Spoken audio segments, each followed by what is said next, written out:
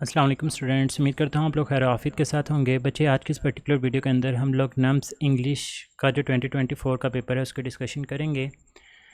बच्चे, question number 1 है the plane out to be taking off in a minute. बच्चे, जो आउट है इसका बेसिकली मतलब होता है शुड, और शुड हमें पता है कि this one is a modal verb, या फिर हम लोग इसको मॉडल एक्सिलरी का नाम भी दे सकते हैं। तो बच्चे, यहाँ पर हमारे पास जो राइट ऑप्शन है वो आ जाएगा बीटा। क्वेश्चन नंबर 2 है कि during the heavy rain the sky grew dark. बच्चे, यहाँ पर देखें ग्रू। बच्चे, जो ग्रू है ये एक एक्शन वर्ब नहीं है, और अगर ये एक्शन वर्ब नहीं है तो मीन टू से ना तो ये ट्रांजिटिव हो सकता है ना ही ये डाई ट्रांजिटिव हो सकते हैं। बच्चे, ग्रू देखें द स्काई सब्जेक्ट, और डार्क अंधेरा किसी चीज़ की अहमियत के बारे में कि वो किस तरह से है उसके बारे में बता रहा है। बच्चे, हम लोग इसको कॉम्प्लीमेंट के बारे में बताते हैं, और कोई भी ऐसा वर्ब जो कि सब्जेक्ट और कॉम्प्लीमेंट को आपस में जोड़े तो हम लोग इसको लिंकिंग वर्ब का नाम देते हैं। तो बच्चे, यहाँ पर राइट ऑप्शन जो है वो डेल्टा आ जाएगा। क्वेश्चन नंबर 3 है हिज करेज ब्राउट हिम ऑनर। बच्चे, क्वेश्चन नंबर 3 ब्राउट, ये बच्चे इंट्रांजिटिव तो वो होगा जिसके अंदर आपको ऑब्जेक्ट की ज़रूरत नहीं होती, लेकिन यहाँ पर आपके पास दो ऑब्जेक्ट्स मौजूद हैं। तो बच्चे, इसका मतलब ये तो हमारे पास है वो राइट ऑप्शन नहीं हो सकता। Him honour.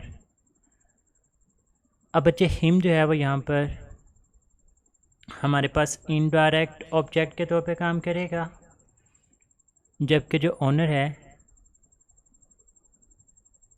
ये हमारे पास डायरेक्ट ऑब्जेक्ट के तौर पे काम करेगा। अब बच्चे, अगर आप लोग यहाँ से हिम निकाल भी दें कि हिज करेज प्राउड ऑनर, तो कोई ना कोई सेंस बना रहा है, लेकिन हिज करेज प्राउड हिम क्या कोई सेंस नहीं बन रही। तो इनडायरेक्ट ऑब्जेक्ट को ख़त्म करके भी आप लोगों के पास कोई कंप्लीट सेंटेंस बनाने वाला फिक्रा हो तो बच्चे हम लोग इसको डाई ट्रांजिटिव का नाम देते हैं। तो यहाँ पे राइट ऑप्शन जो है हमारे पास बीटा आ जाएगा। Question number 4 the teacher assign the students an assignment. बच्चे, बिल्कुल ऊपर वाली सेंस बना रहा है, देखें assigned the students an assignment.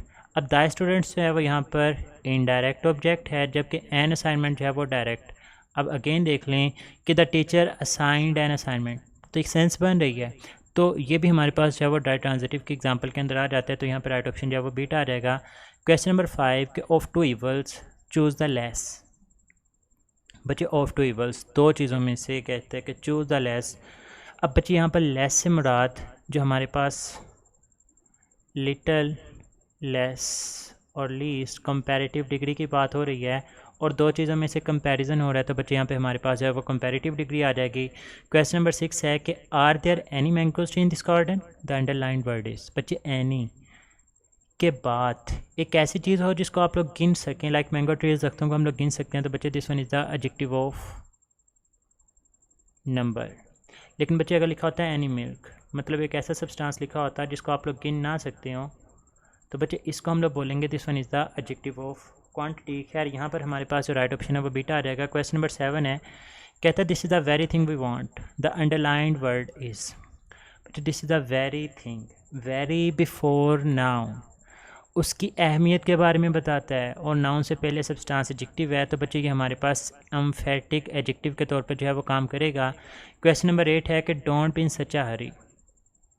बच्चे, यहाँ पर हमारे पास जो राइट ऑप्शन है अमंग द गिवन ऑप्शंस आप लोग सेलेक्ट करेंगे क्वांटिटी को, लेकिन बच्चे याद रखें अ हरी से पहले सच लगा हो तो ये एक्ट करता है एज अ डिटरमाइनर या फिर इंटेंसिफायर। ये इस पेपर के अंदर कह लेंगे थोड़ी सी मिस्टेक है।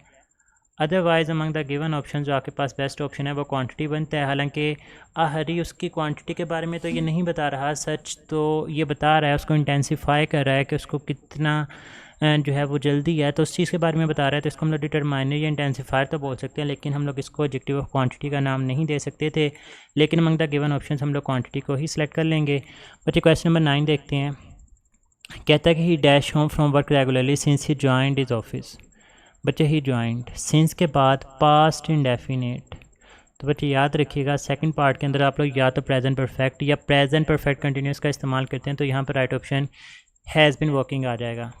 लेकिन बच्चे, अगर यहाँ पर होता सिंस के बाद पास्ट परफेक्ट हैड ज्वाइन लिखा होता तो फिर बच्चे आप लोग पास्ट परफेक्ट कंटिन्यूस को इस्तेमाल कर सकते थे, हैड बिन वर्किंग का यूज़ कर सकते थे। क्वेश्चन नंबर 10 है कि all desire wealth and some acquired. बच्चे, सिंपल प्रेजेंट इंडेफिनिट का सेंटेंस है। क्वेश्चन नंबर 11 देखें, कहता है चूज़ द इनकरेक्ट सेंटेंस। बच्चे बीटा ऑप्शन देखें, इसमें लिखा हुआ है कि देयर होप एंड एम्बिशन, दो चीज़ें हैं। होप एक अलग से सब चीज़ है और एम्बिशन जो है वो एक अलग से चीज़ है। तो बच्चे इसके लिए वर्क की टर्म आनी चाहिए थे, लेकिन यहाँ पर वाज लिखा है तो ये गलत है। बाकी सारी की सारी ऑप्शंस ठीक हैं। क्वेश्चन नंबर 12, कि if I were a doctor I would serve the humanity. बच्चे अगर वर्ब के बाद वुड के साथ फर्स्ट फॉर्म आ जाए तो बच्चे ये सेकंड कंडीशनल सेंटेंसेस होते हैं टाइप 2। तो हमारे पास यहाँ पे जो राइट ऑप्शन है वो 40 ही आ जाएगा। क्वेश्चन नंबर 13 है कि choose the sentence which is correctly structured.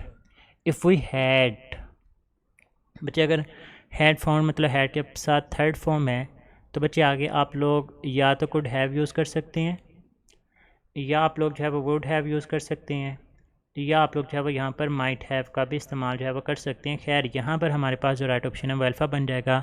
यहाँ पर अकेला हैव, यहाँ पे अकेला हैड, यहाँ पे अकेला कुड इस्तेमाल हुआ है। बच्चे क्वेश्चन नंबर 14 देखें, owing to his bad luck he met an accident on the eve of his examination day.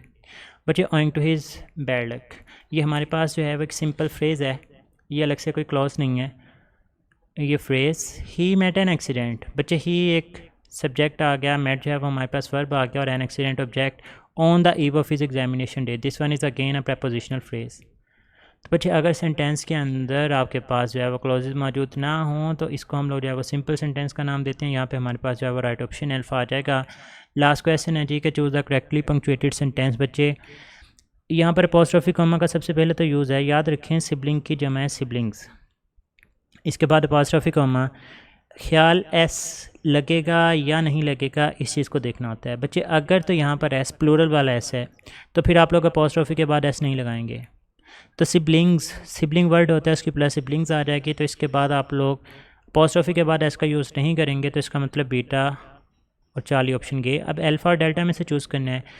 बच्चे सिबलिंग्स बैग्स, बैग मलकियत के अंदर आते हैं छोटे बहन भाइयों की, तो बैग्स के साथ प्लूरल लगाना जो अपोस्ट्रोफी कॉमा है वो ज़रूरी नहीं है। तो यहाँ पर डेल्टा के अंदर जो है वो अपोस्ट्रोफी कॉमा यूज़ हुआ है। तो बच्चे यहाँ पर जो राइट ऑप्शन है वो अल्फ़ा आ जाएगा। बच्चे हमारे पास नंबर 2024 इंग्लिश पोर्शन की डिस्कशन थी। अपना बहुत सारा ख्याल रखना है, दुआ में याद रखिएगा। फ़ी अमानिल्लाह, अल्लाह हाफ़िज़।